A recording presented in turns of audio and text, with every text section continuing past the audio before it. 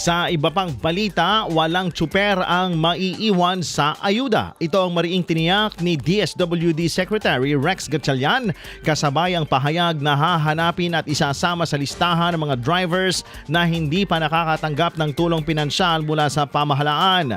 Sa gitna ng isinasagawang payout para sa mga transport workers, binigyang diin ng kalihim ang direktiba ng Pangulo na pabilisin ang pagtukoy sa mga kwalipikadong benepisyaryo. Patuloy ang pakikipag-ugnayan ng DSWD at LTFRB sa mga lokal na pamahalaan at transport network companies upang maihabol ang mga pangalan sa susunod na schedule.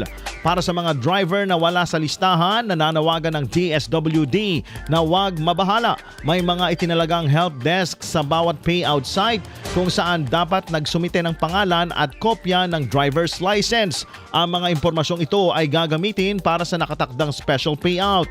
Batay sa ulat nitong Lunes, umabot na sa 250,040 na tsuper sa Metro Manila ang nakatanggap ng cash relief assistance. Inaasahang ang susunod na bugso ng distribusyon para sa mga karagdagang benepisyaryo pagkatapos ng Semana Santa.